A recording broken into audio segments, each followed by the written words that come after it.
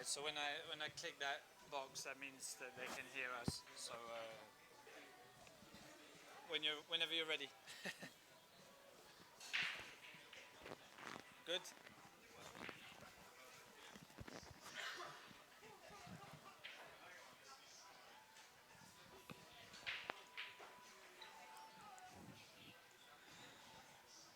Good morning, everybody. Welcome to day 2 of the Predator French Open 2015. Hope you're enjoying the coverage of this event. We're down to nearly the last 32 players now. You're watching a match to qualify for the last 32 on the loser's side. It's Mathieu Ferreira of France against Paul Taylor of England. Mathieu has won the leg and he's going to break off in the first rack. And I'm Joe Chance. I've been joined in the commentary box by Ed Fee. Thanks for joining us, Ed. How's your weekend been going? No, it's been great atmosphere here. Fantastic. First time playing in a tournament in France? It certainly is. Yeah. It's an experience. And we're watching your mate, right? That's you right. know Paul pretty well. He's coming on leaps and bounds. Yeah, I didn't know Paul before the weekend, but I've had a chance to watch him play a little bit in some of his matches, and he's been looking pretty strong. If he can get through this match, he'll be in the last 32. He's had a very smooth weekend.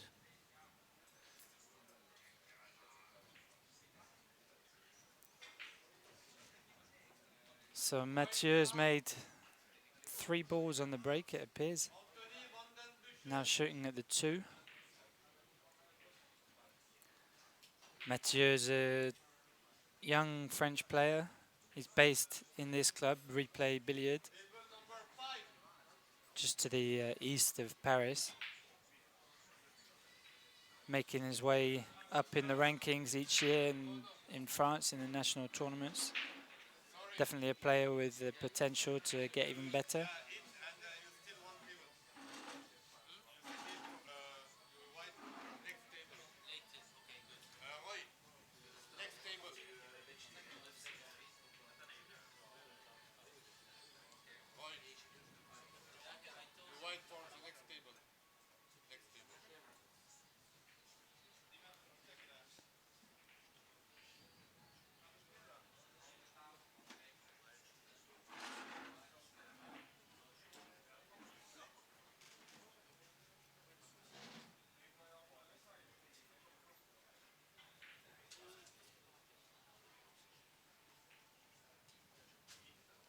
It's maybe a surprising miss there from Mathieu on the 6th ball.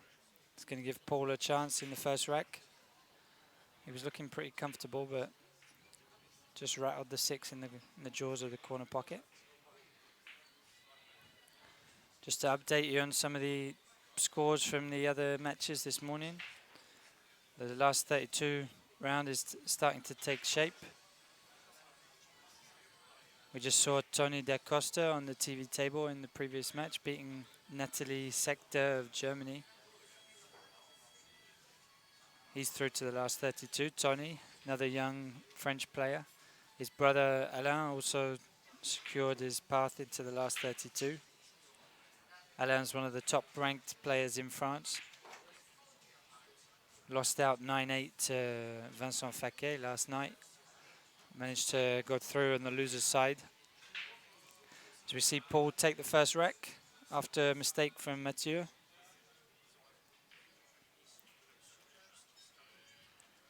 Tell us a little bit about the pool system in the UK then, Ed. I wonder, did you play on the GB9 tour? I do. Yeah. It's a great tour. It's the main tour of the UK. Recently this year we've had quite a few clashes with international events, and therefore some of the main players have been away.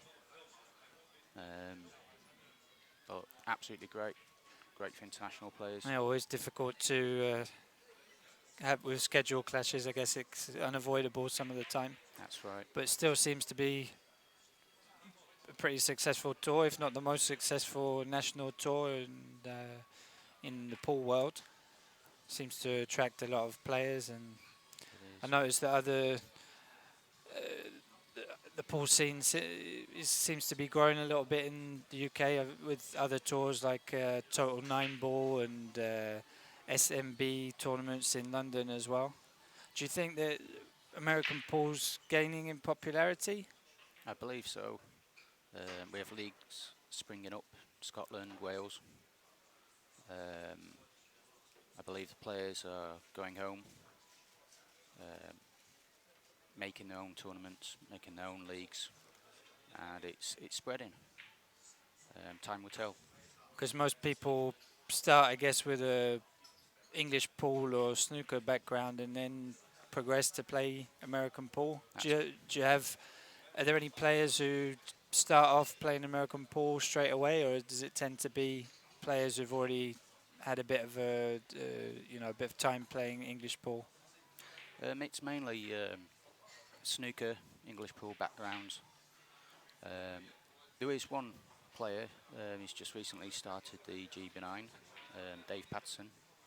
He's never played any other cue sport before, gone straight to GB9 and um has no bad habits or different discipline, style of play.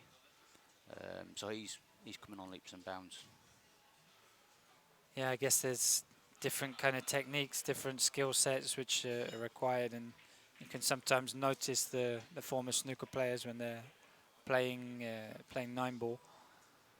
That's A lot correct. of a lot of them have been able to successfully adapt their style or tweak it a little bit when they're changing between disciplines. But if you're playing snooker and playing American pool alternately, I guess it might be tricky maybe to have to switch technique every time. As we see Paul play safety on the green six ball, he looked to be set for a run out, but just ended up with his cue ball nestled up against the six and had to play a safety. Looks like Mathieu might have to contact one of the rails and kick into the six, looking at a possible pot into the top right corner. Not an easy one. Yeah, for me, I mean, I'm English, now living in France. I guess I'm probably the exception, really, that I never got into playing snooker or English pool. I just started playing American pool. As we see Mathieu make a nice kick. He calculated that one pretty good, but still no easy shot on the eight. He's faced with a possible bank or alternatively a safety.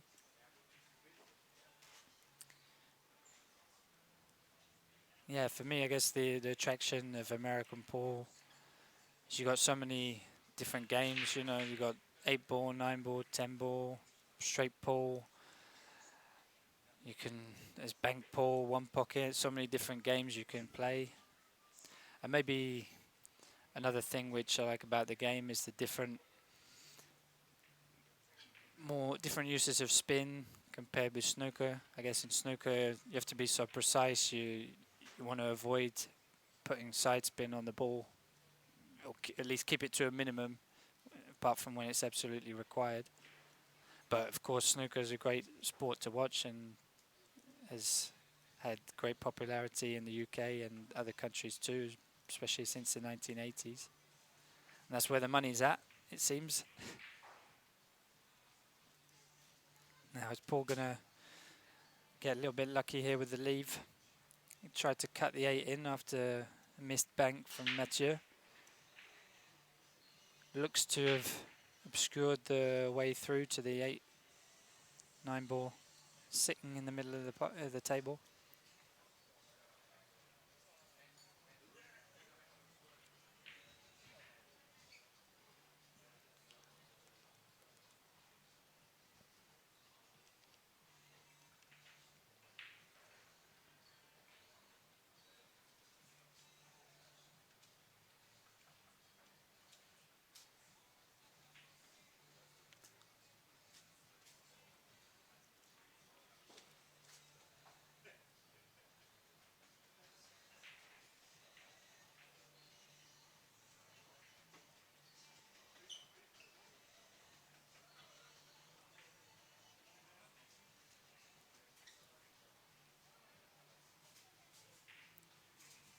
Mathieu replies with a kick safety, which just about works out. The side spin on the ball took it away from the bottom rail and out into a more difficult position for Paul. What do you reckon? Take on the bank here, Ed? Adverse it. He Yes. didn't think twice about it. Great bank shot from Paul. Nicely onto the 9 for possible 2-0 lead. There you have it. Paul Just is, got the better of the safety battle there. even with the bank there, Paul's stroke has been really smooth this weekend. I'd say in the last 6 months, he really has become a smooth, consistent player.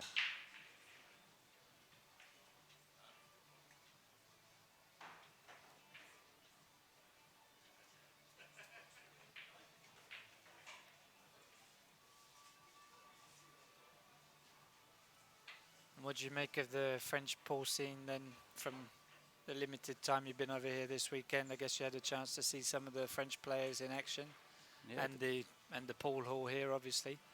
I like it. I like it. It's, I'm not too keen on the breakfast at the local continental. You'd rather have a full English, right? Absolutely. Yeah, croissants and pain au chocolat is a bit different from bacon and eggs. Doesn't cure the hangover so well either.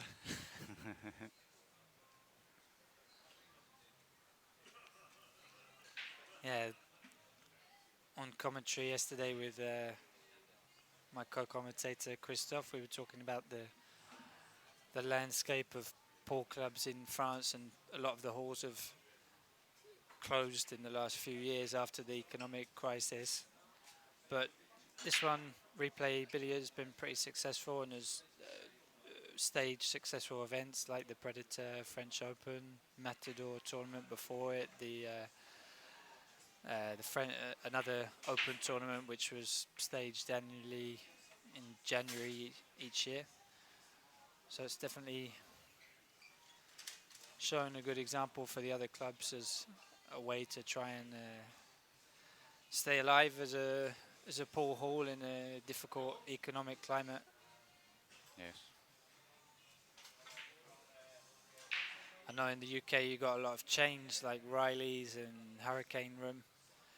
Here in France we don't seem to have that so much. We've got pool halls which are kind of owned by the local authority, and those are specifically designed to be places of learning, I guess, where people can take pool seriously as a sport, and they'll organise training and have cheap rates so you can afford to play pretty much as often as you want. And then you got other clubs which are on the kind of commercial model, which is like this one, for example, Replay Billiard. They still give reasonable rates to people who want to play in tournament level, but they've also obviously got a business interest, so a slightly different operation, little nuance. So we see Paul took on the bank cross corner, just left it in a position where Mathieu was able to make the blue 2 ball, come back 3 rails up table for the 3. The stroke has looked pretty good, Mathieu, so far in the opening exchanges. He's just missed a couple of key balls, and maybe he got a bit unfortunate on the safety exchange in the last rack. See if he can run out here and reduce the deficit to 1.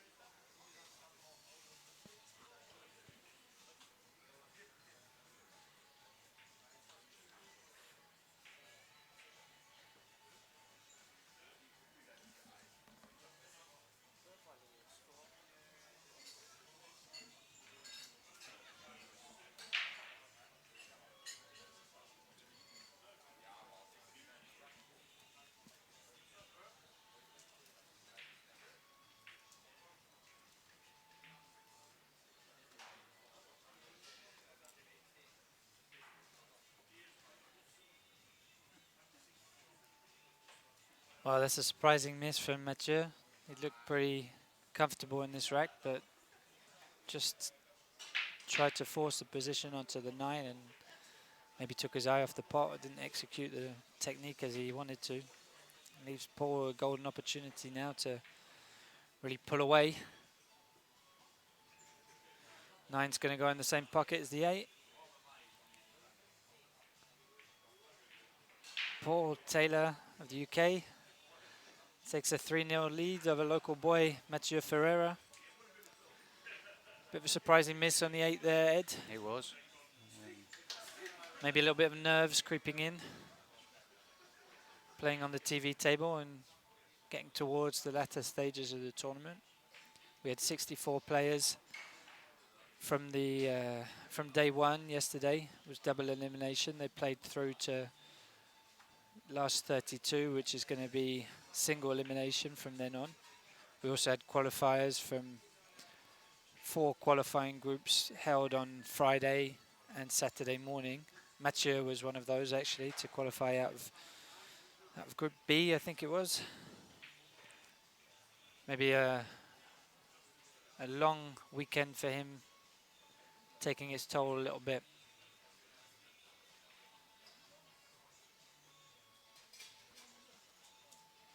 I guess the more matches you have to play in a tournament weekend, the more energy you expend and the less fresh you are for a final match. I guess that's another advantage for the top players if they're able to kind of go through the motions a little bit in their early matches and not necessarily exert themselves at 100%. They can then push up through the gears in the matches later on, and they automatically have a bit more energy in the tank compared with players who've had to grind through close matches. Maybe. I'm just speculating. I haven't been that far in in a tournament like this, so. You see, Paul met Robin Crisps in the qualifiers, and then he went back into the qualifiers, and so he had to grind He had to away, buy back, right? grind all Okay, so both of these guys have they had to worked. do it the hard way. That's right.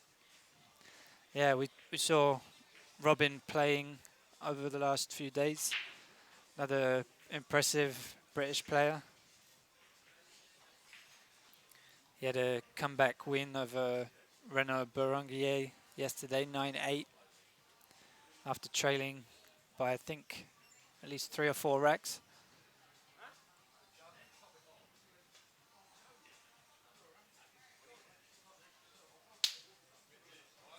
Paul was saying to me last night when he lost his match that he was fatigued, and today he's woken up with a good night's sleep, and Yeah. so First day after travelling has always got to be more difficult, I guess. Had a long journey from the UK. Did you guys all travel over together then? The UK players who are here? different methods. Yeah, pretty well connected. I guess you got the Eurostar, you got flights to Paris, which you can choose from. I've taken the bus from Paris to London before. It takes 9 hours. I wouldn't recommend it. Bit cheaper, but certainly wouldn't want to be playing in a pool tournament after a 9-hour coach journey.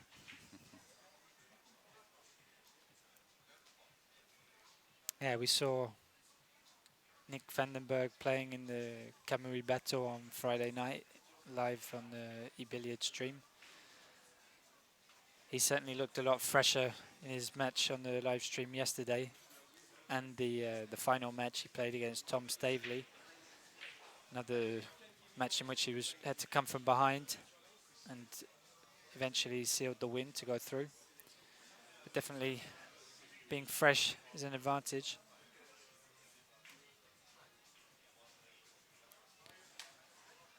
Now can Mathieu hold his nerve and finally get onto the score sheet?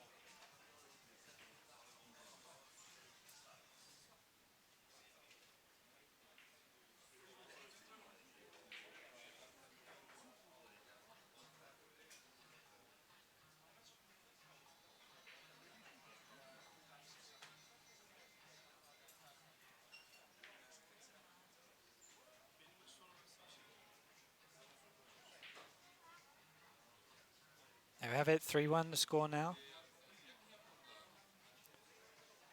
Managed to hold his nerve on this occasion, and he's going to be breaking in rack 5. We're playing 9 on the spot, like on Euro Tour rules. 3 balls must pass the head string, or it's an illegal break. Do you use those rules in GB9, Ed? We do, and we have the 2 at the back. 2 at the back as well, right? Yeah. And magic rack? No magic rack? No, the tables are tapped. So rack them with a triangle, or you just No, put them into position. Yeah. in position with the old nylon hammer. Yeah, the magic rack tends to be a bit of a subject which gets mixed opinion. A lot of people would say, it's the best way of getting a consistent rack, and you're sure that the balls are all going to be touching. But I know that a lot of people don't like it because you're going to get predictable layouts after the break, and maybe takes a little bit of difficulty away from the break, which can separate some of the players from others. What's your view on that? I personally don't like the magic rack. I've had experience in the past where I've bridging over a ball and with a finger accidentally touching the magic rack and moving a ball that was nowhere near. And the thought process when you are thinking about the balls and what you want to do, and it's having to move the rack from the table. It's not ideal. I try to always take the magic rack off straight after the break, but it's true that when you've got a ball sitting on the rack, it causes a bit of disruption. You have to place a chalk on the table as a marker, or get a referee to come and take it away. Can cause little squabbles, I suppose, if does the ball go back in the exact same place as where it was sitting before? Can he now make a ball which he couldn't make before the rack was removed? We saw something similar in the 9-ball World Championship recently. They were playing in the magic rack. I think it was Shane Van Boning and Dennis Okulo were playing twice in the same rack. There was slight disagreements over removing the rack when the first one of the object balls and then a cue ball was sitting on top of the rack. In the end, they had to get the referee or the tournament director to come in and make the decision on that. So yeah, mixed opinions, I'd say. We use the magic rack in the French tournament system. We play 8-ball, 9-ball, 10-ball, and straight ball, 14.1. I guess 9-ball is the most popular discipline of American pool in the UK. Do you guys play some of the other disciplines as well? On the GB9 for the last couple of years, we've been doing 10-ball, one event of 10-ball a year, and it's great. All the players, really good feedback for that. Paul's recovered there with a bank shot. Slightly run out of position on the 6, but successful bank. Now looking at the 7, he's pretty straight. Might just have to roll this in and leave himself long on the 8.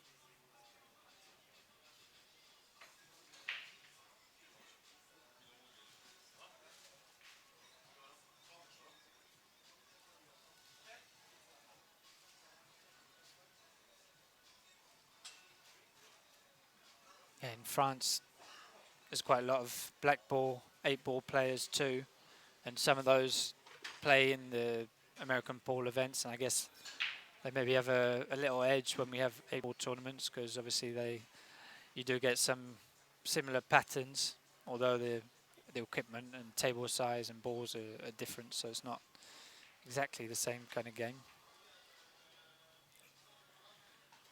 Now, big shot for Paul. He's got a good chance to re-establish a 3-rack lead. It's not a gimme. Needs to manage the cue ball as well.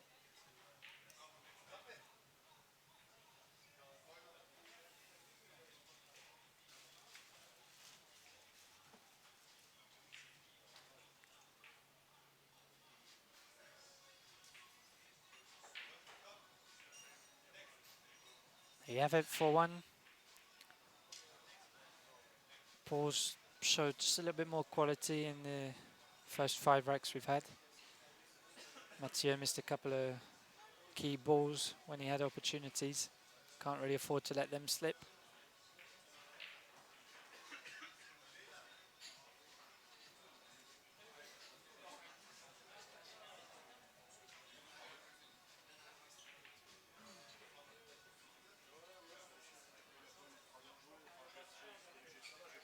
Meanwhile, on the other tables, I can give you an update of some of the scores. Zong Tong has just beaten Francois Vidal 9-5. Tony Da Costa is getting underway against Englishman Robin Cripps. They're just starting. Reda Balaj is 5-1 down against Joao Cardozo. So we see the scratch on the break from Paul. Made a couple of balls, but leaves Mathieu with an open table. Imran Majid, also the UK, is 4-1 up against Boris Vidakovic. Aziz Hamra, 3-1 up against Nigel Webb. Jerry Kuik of the Netherlands is 6-4 up against another replay billiard player, Eric Chen. Michel Nathalie, 2-1 up against Emir Sessener. And Napsi Tsan is 4-0 up against Antonio Lorenko. There you go with the scores. You can find all of them on ebillard.billiardport.com. Billiard Port tournament portal. Great for managing all your billiards tournaments and also good for players and fans alike to keep up with the latest scores, tournament brackets and player profiles. Mr. Billiard Port, Ferdi Ozdemir, he's here this weekend playing in the tournament. I think he's going to be playing another match shortly. It's a very good system. Yeah, great with the automatic updates. Takes the hassle out of it for players and particularly for tournament directors. No paperwork, that kind of thing. That's right. Just got to make sure the tablets are working and connected to the internet.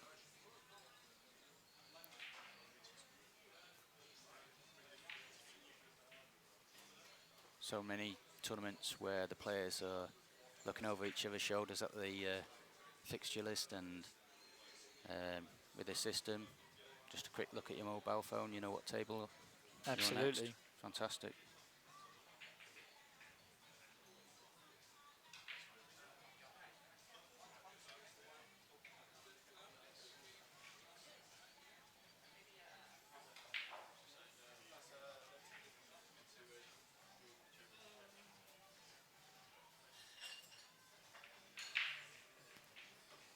So Mathieu takes advantage of the scratch on the break from Paul with a clearance.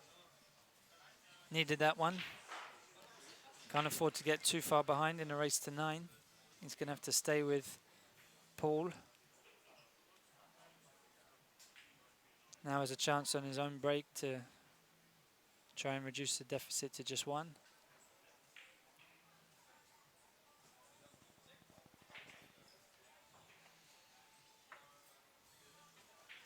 Who do you fancy then as a possible tournament winner? I guess there's a handful of players really of the top draw in European quality, so it's hard to pick a winner out of any of them, but anyone that stands out from how they've been playing so far this weekend? Well, I've been sticking pretty closely to the UK lads, but I reckon it's going to be one of the UK lads. I really do. I'm intrigued Intrigued how Tom Staveley gets on. He has a money match next Friday, I believe, for 10k with Elliot Sanderson, and that's going to be very good. And I know he's been working on his game, so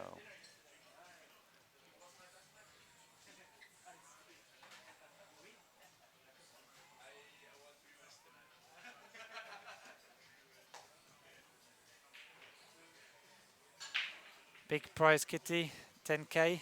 mhm.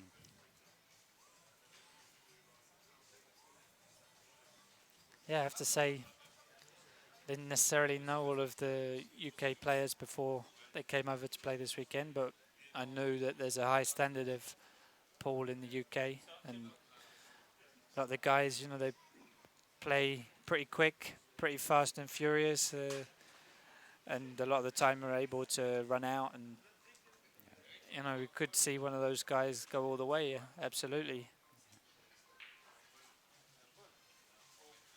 Paul's left Mathieu a chance here.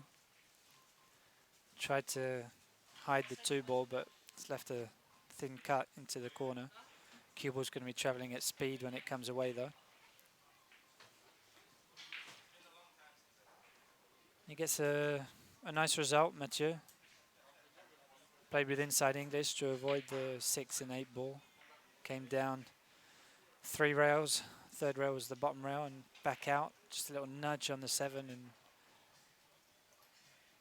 now the table seems to be sitting pretty nicely for him.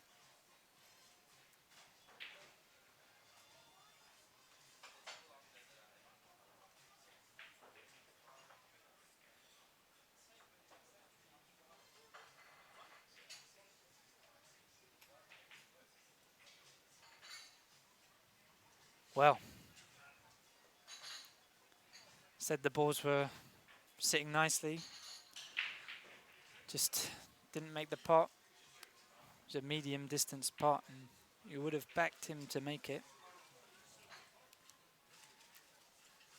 Now it's Paul's turn to try and make a clearance. He's drawn a little bit further back than he would have liked on the 3. Maybe cutting this into the side.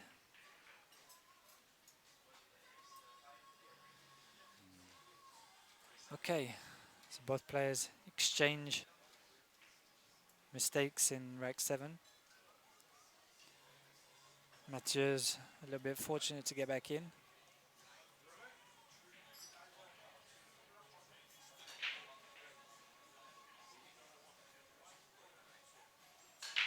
Had to force that. He was slightly on the wrong side of the 4 and wasn't able to get back up for the 5. Now plays safe.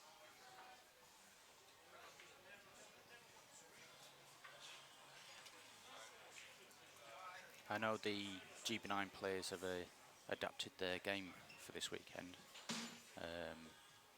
with regards to playing more straighter pool. Generally, they use much more side and spin the ball around the table, and so I've seen a big change in the players adapting. Is that a conscious decision to try and adapt to the playing conditions, the tables, and Absolutely, maybe not used to playing on this kind of table? that's right. Yeah, it's all of the pool tables are 9 foot long, but can have very different conditions between different manufacturers of tables, and the way the rails play, the way the cloth is, all can have an impact.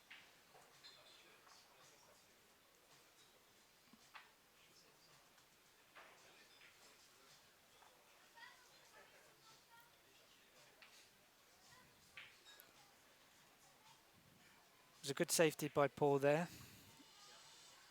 Forced the error, forced the foul from Mathieu. I just wonder, does he take on the combination here? 6-9, slightly off straight, but otherwise difficult to see how he could do something with a 6.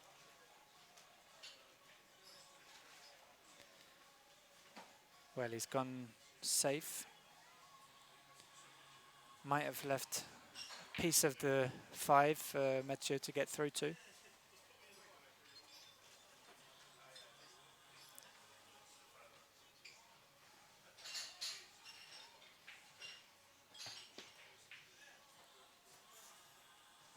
Slightly conservative choice of shot there by Paul. What did you make of that decision? I believe he's keeping in his keeping his mental state of being calm and collective, and just previously he made a couple of mistakes, and he's noticed it, and he's probably trying to settle back in his Sure. smooth flow. Mathieu has played a successful counter safe, managed to hide the cue ball. Easy contact on the 5, however. 5's sitting on its own up in the top half of the table. Going to be tricky to get it safe if he doesn't pot it.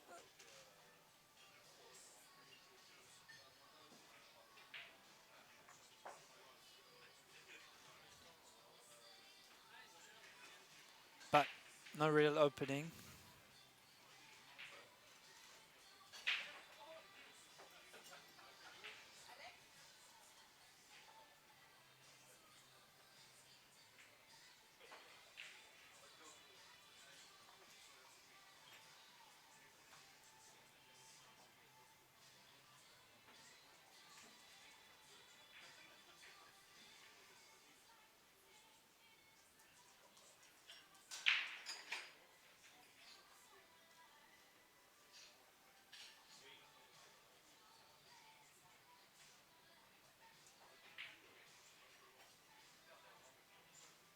He made it. Not sure he wanted to make it, but 5 ball went into the left-hand side pocket after the 2-rail kick. Now, what can he see of this 6 ball? It's in close proximity to the 9. If he was able to get through to the bottom side of it as we look on the screen, there would be an opportunity to play the carom to the 9, but I don't think that's afforded by the 7 ball. Looks to be spinning into the rail and brings a foul.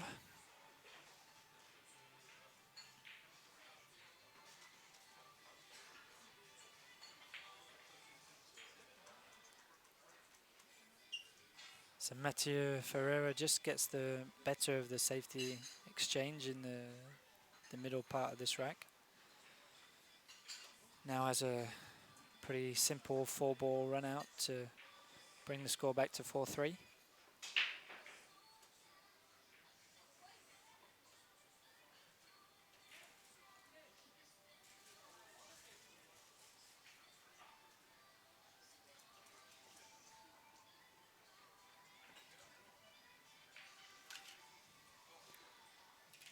Apart from the breakfast, did you get a chance to sample some French cuisine this weekend? The lads, we went to a local restaurant, Brazilian meat Okay, yeah, restaurant. pretty good. Yeah, it's a great atmosphere. Or did you have the picanha steak or something like that? No, They bring it out on the big skewers, stick and that's kind the one. of, yeah, Yeah, yeah, I've seen it. Yeah, my girlfriend's Brazilian. Hi to Alexandra if you're watching. So yeah, I've got familiar with some of the Brazilian cuisine. Is pretty good. There's another nice dish called feijoada. It's kind of like a pork stew with black beans. Pretty tasty. So you didn't get the French cuisine necessarily. no, But French like to think that they've got the best cuisine in the world, you know.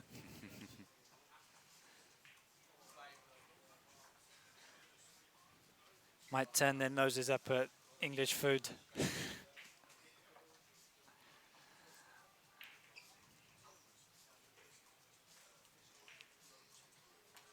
Couple of balls down on the break for Paul Taylor. 2 ball went, and the 6 ball just got a little nudge off the cue ball to fall into the bottom right hand corner.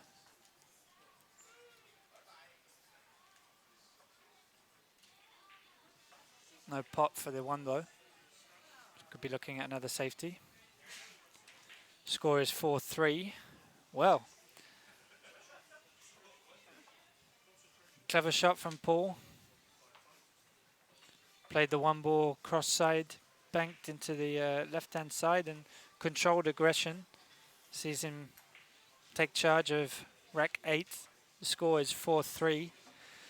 By the way, just in case you're looking at the bottom of the screen, need to get that updated. It's actually the players who update the score on the tablet, which is placed next to their table. So maybe one of the players forgot to add their latest point.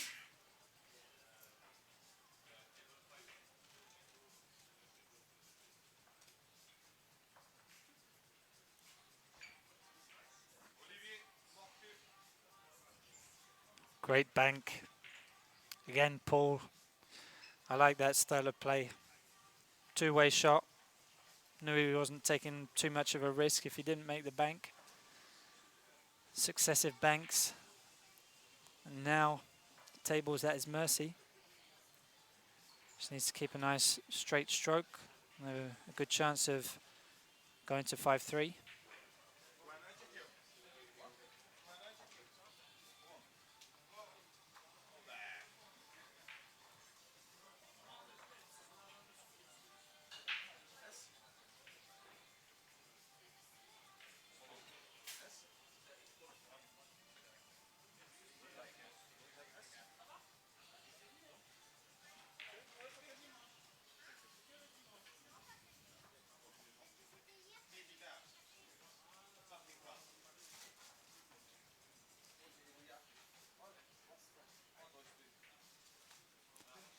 Looks like it's going to be our first break and run of the match.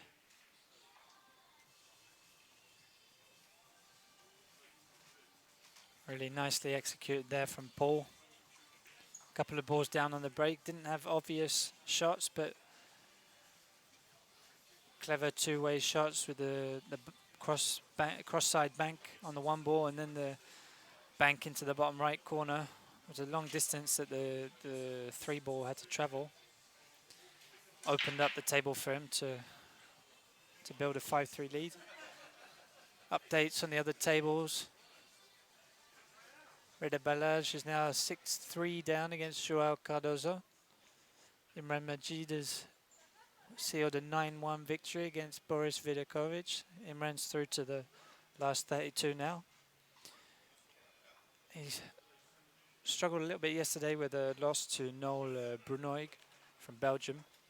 I think he had a bit of an upset stomach, Imran. He was complaining about the food he ate. Guess you can never really plan for situations like that in a tournament. Hopefully he's feeling better today.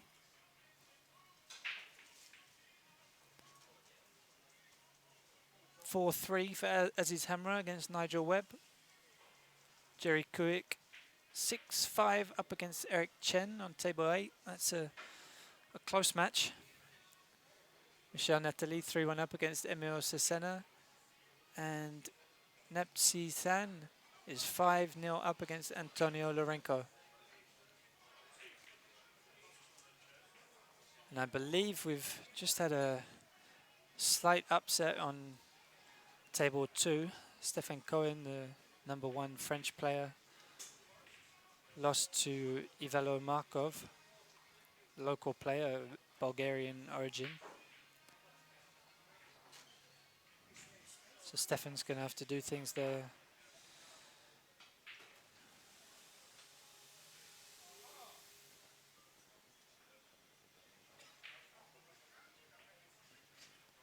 Yeah, of course, Stefan won the Kamui Challenge, which took place on Friday night, beating Nick Vandenberg 15-14.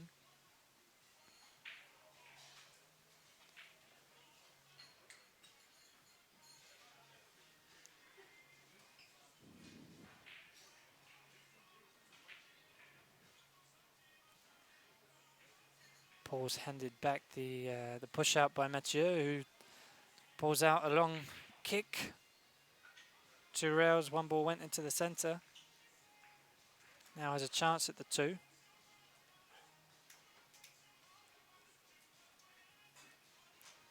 Score is 5-3. It's just been updated, so you can see the correct score on the screen now.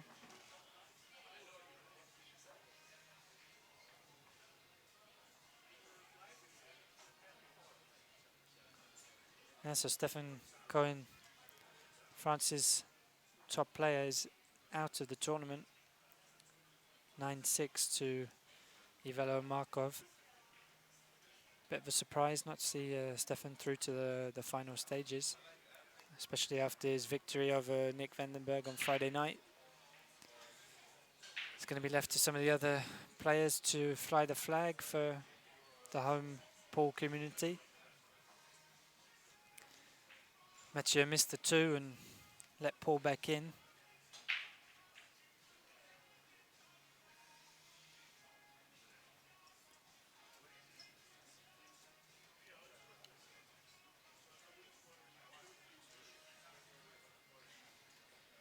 We're going to have a few more matches still to come on the loser's side, qualification round. We have Anthony Vandenbusch coming up. Tim de Ruyter playing against Ferdi Özdemir.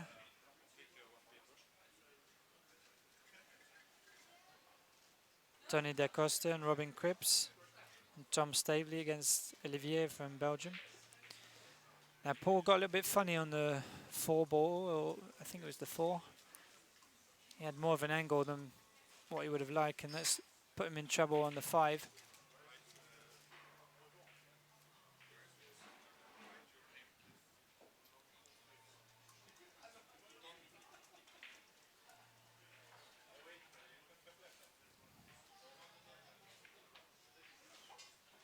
Oh, he could cut it.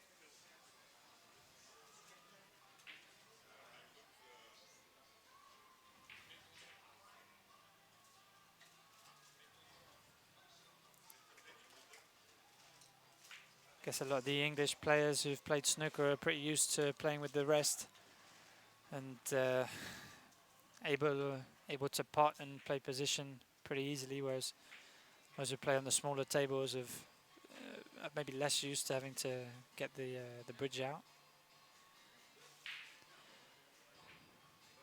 Tester on the 7.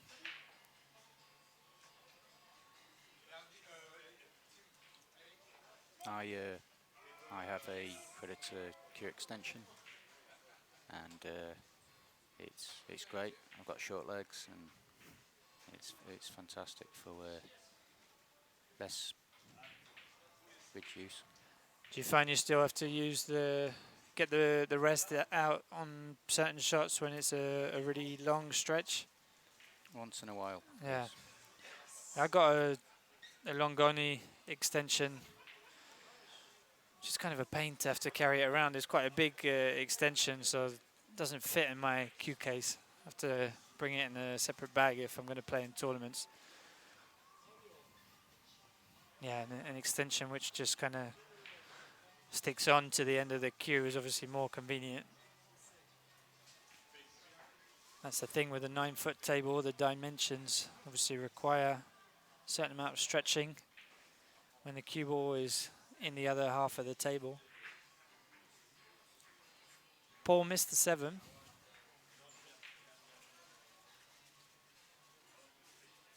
Doesn't leave it easy for Mathieu.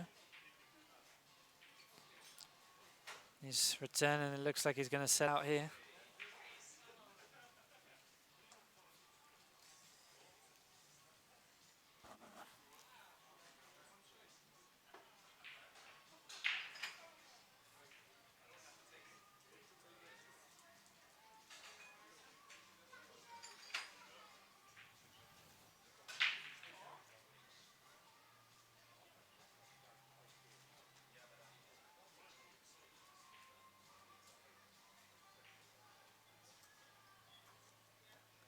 Paul's just waiting while the player on the next table takes his shot. This is an important part, and it's not the easiest one. So doesn't want to rush into the shot.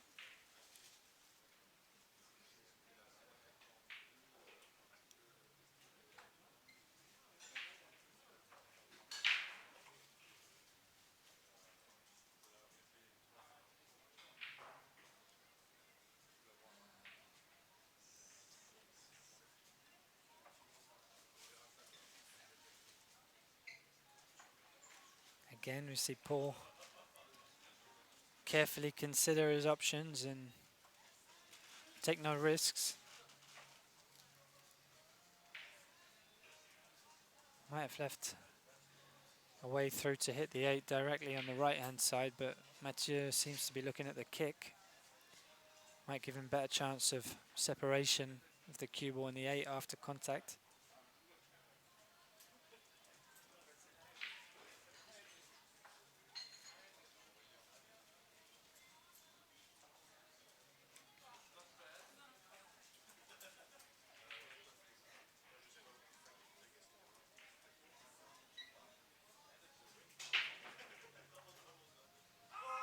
And he got the separation he was looking for. The cue ball flirted with the top left hand corner. Stayed up though, and now Paul's going to have to bring something to the table. He's the one under pressure now, taking this shot.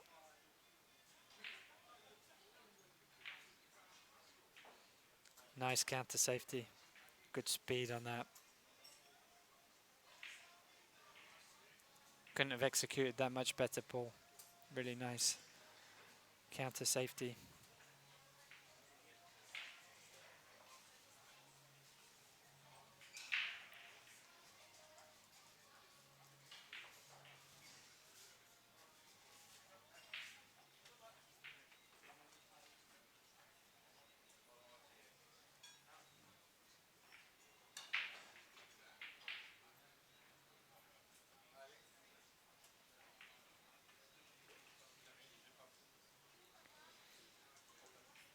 Looks like Paul's won the safety battle on this occasion.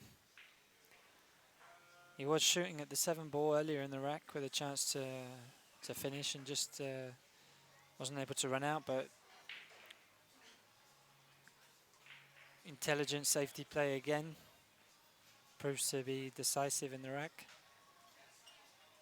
Paul 6-3 up now.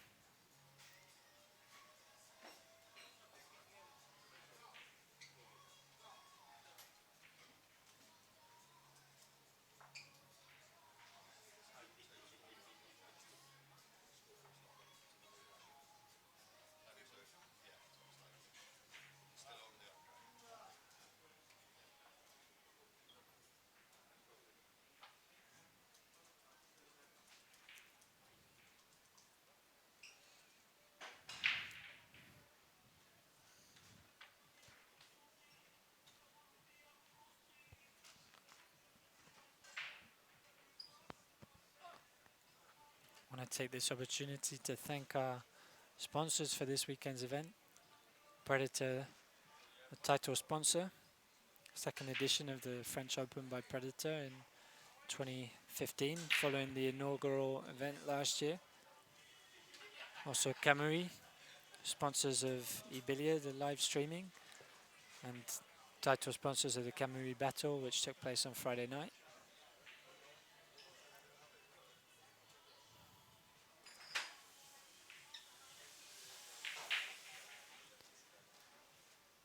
Successful break for Mathieu in terms of making balls. He had 2 which went in. Now looking at a safety on the 2 ball. He's managed to hide the cue ball in there behind the 4.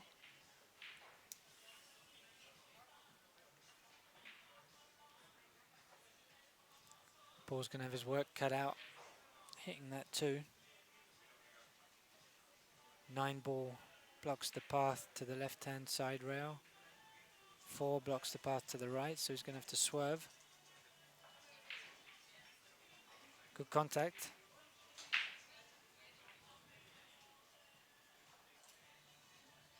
At least when you make contact with the ball, You're going to make your opponent work for it rather than giving ball in hand. Obviously, then they have a pretty easy chance to work out a run out. Whereas now, Mathieu's pretty straight on the 2.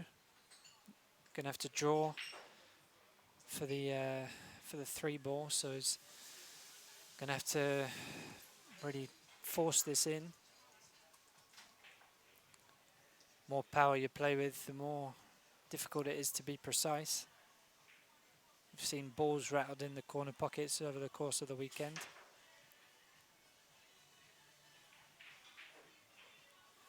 Not on this occasion, but he's not going to have a shot on the 3.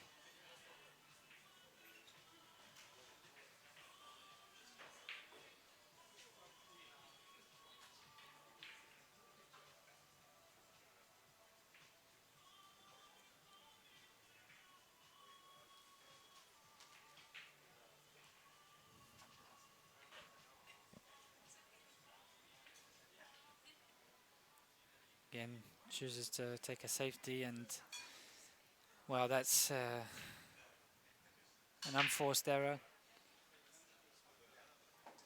Wanted to try and hide in behind the 4 again.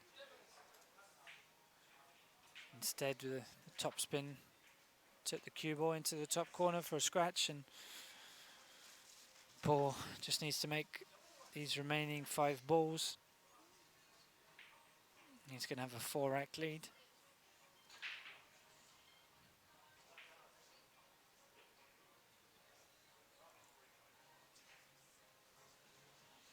It's definitely, well, I was about to say it's definitely a great attribute to have a real cool head for playing in a tournament, and Paul obviously has that cool, collected character, and he's just made an absolute fluke on the 5. I think I'm sure he'll apologise to Mathieu after that rack, because he missed the 5, bounced back out, went off of the left-hand side rail, and then went back into the pocket he was aiming for. So big slice of luck there. I think Paul, he picked his speed up there. I think he's gunning for it now. He trying to give himself a boost. Yeah, he's in the driving seat at 7-3. Can afford maybe to try and go for the jugular and see this match out.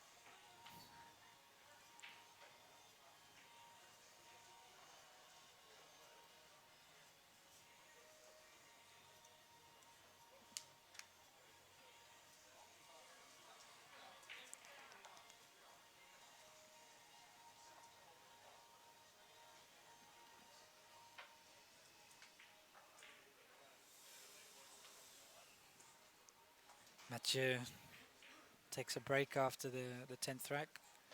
Understandably disappointed, especially after the fluke on the 5 ball. Doesn't really have much chance to make any errors now. He's got to get back in the match. It's now or never.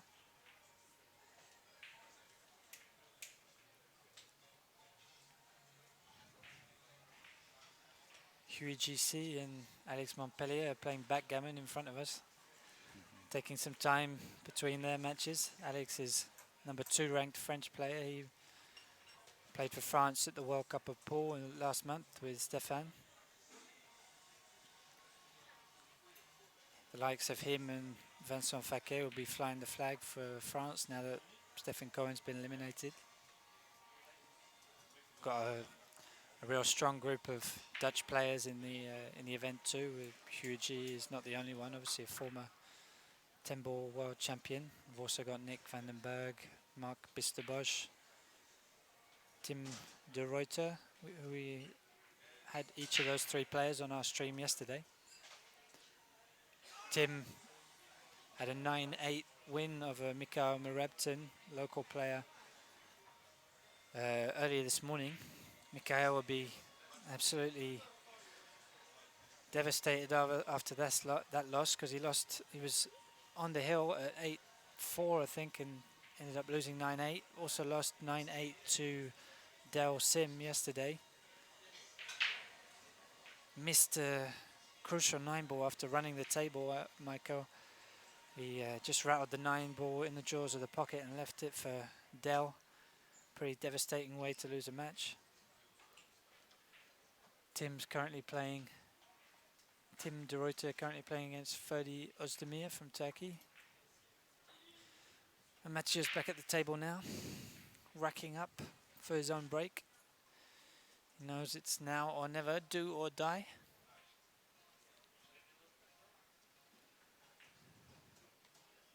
Joao Cardozo has sealed victory over Reda Belage, 9-3. Jerry Kuik was first on the hill in his match against Eric Chen, also of replay billiards, 8-7 in that match. Decisive racks playing at the moment. ebillard.port.com for all the live scores and brackets. Now, was that a legal break? I believe he made 2 balls and the 2 ball maybe just crossed the head string, so it was a legal break.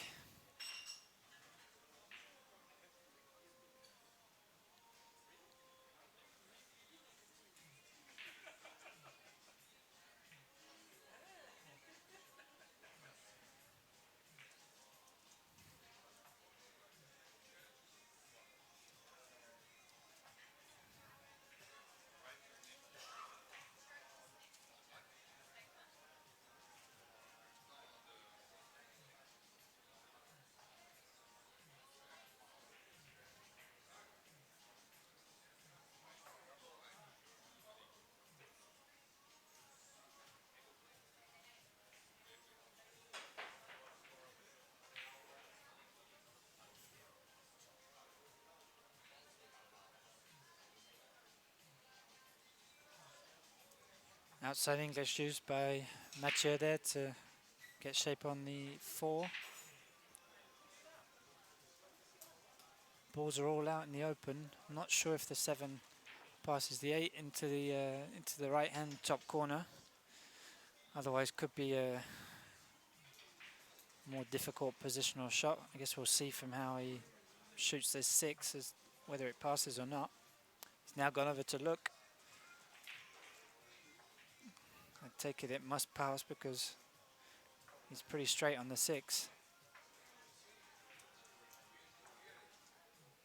Yeah, I guess it passes, no problem.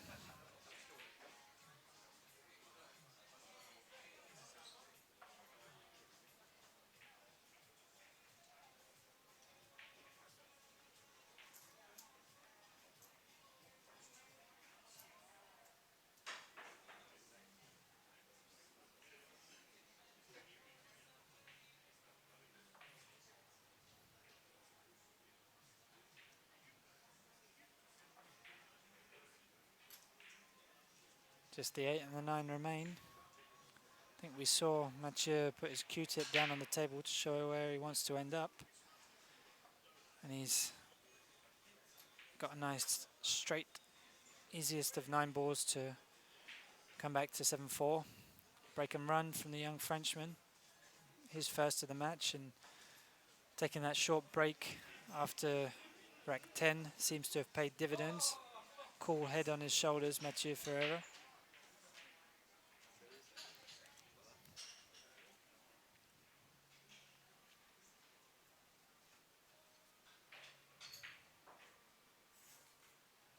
You must be pretty happy with how it's going for Paul, your mate, so far.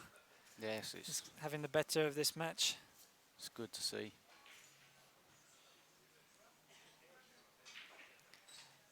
Flying the flag for the UK. We've got a good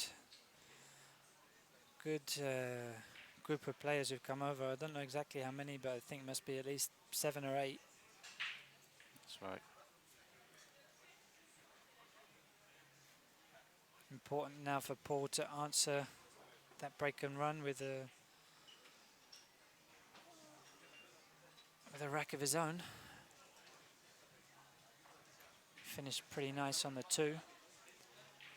Straight queuing, sees him follow through with the 2 ball, and 3's going to go in the same pocket. Layout looks pretty nice for Mr. Paul Taylor.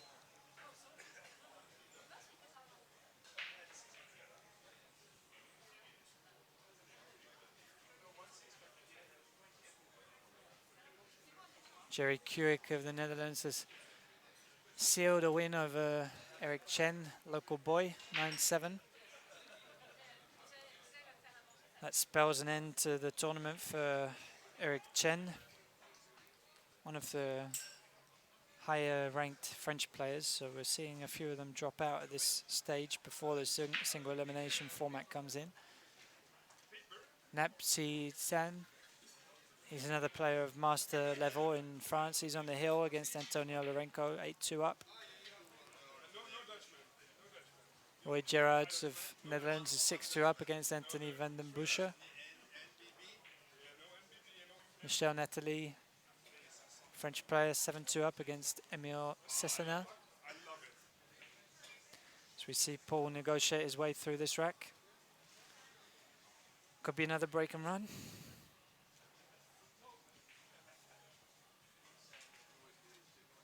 Second consecutive break and run of this match. In rack 12. Paul's going on the hill. There you have it. 8-4 the lead now.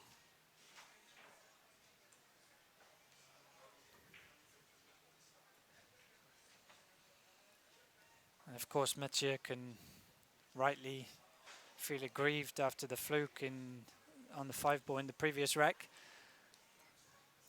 7-5 would be a different story to 8-4, but it's fair to say Paul has been the stronger of the players just by a little bit in the match so far, so he's well worth his lead.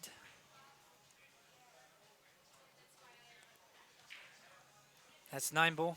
You can have a bit of luck compared with other games which are a cool shot. You do have possibility for flukes, which some people don't like, but it does add to the excitement of the game. Unpredictability.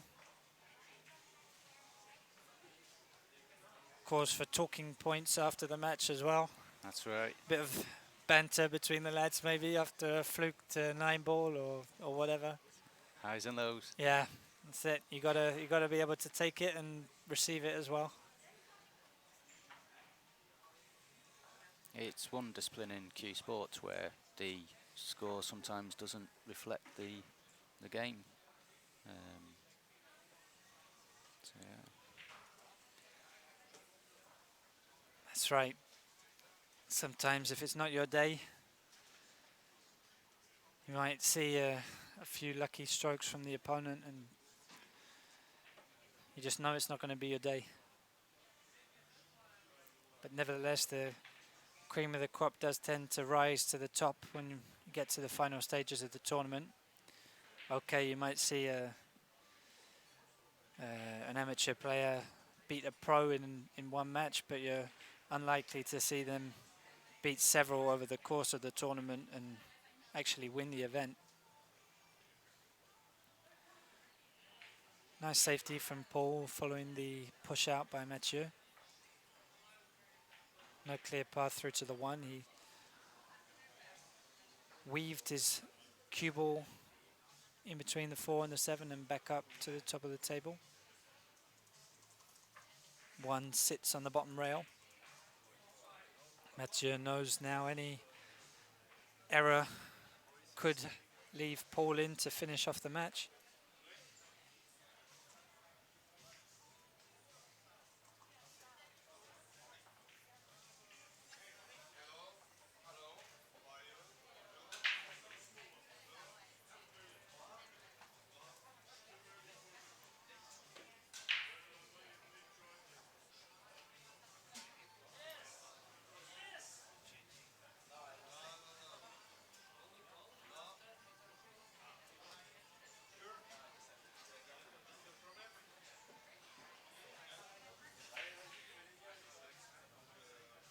Managed to get it, the cue ball safe, Mathieu, but there's clear safety possibilities for Paul. You're looking to put Mathieu in a more difficult situation when he comes back to the table.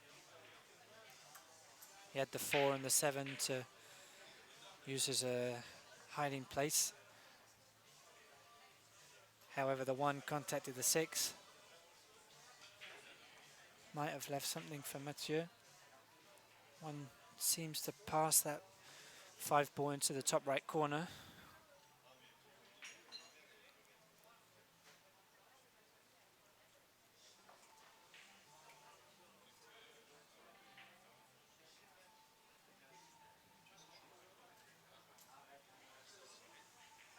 Nine ball got a little nudge on one of the safety shots and now has ended up in a tricky position on the right hand side rail. 6 balls quite close too. Can already anticipate that the 9 ball, you're going to have to play pretty precise position on it, or alternatively find another way to get it out from where it's sitting. Inside English from Mathieu to kill the cue ball off the rail and bring it back up table for the 4 into the bottom left.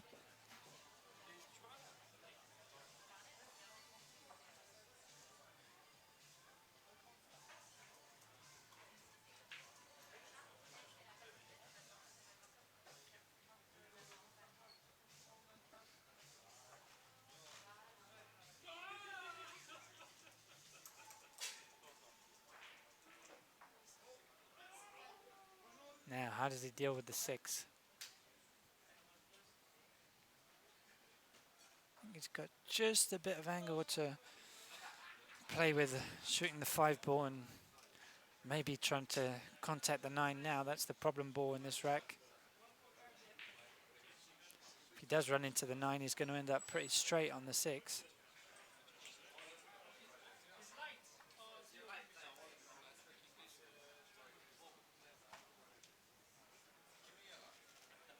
Nepsi San has sealed his place in the last 32. He's up at the tournament director's desk now.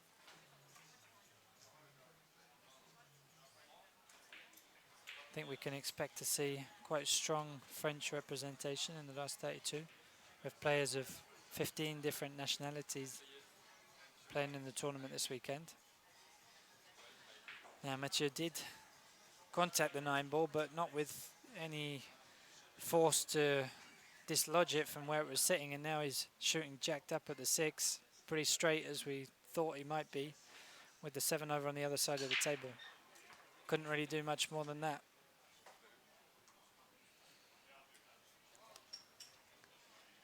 What do you think he can do with the 9 ball then, Ed? Once he, well, not assuming he's going to make the 7 and the 8, but would you be shooting that into the bottom right? I never like going past the middle pocket. Obviously has to put a bit of side on it to keep it down the rail, but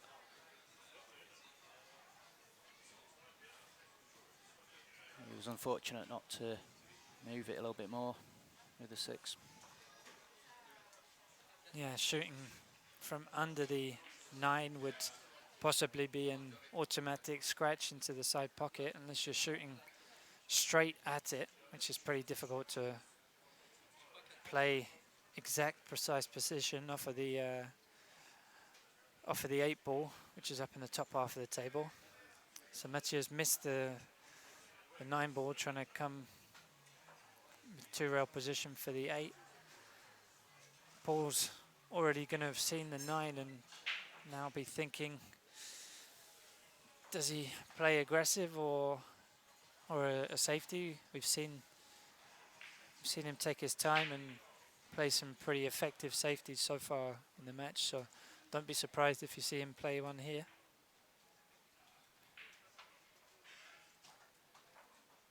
Wow, okay. That's again, big shot. Played it with safety in mind, I guess. If he had left the 8, left the 7 on the side rail, it would have been a tester for Mathieu, and he's been successful on those bank shots. And crucially, he managed to dislodge the 9 from the rail, making this shot much less difficult proposition. Still no gimme, but should be the match-winning ball.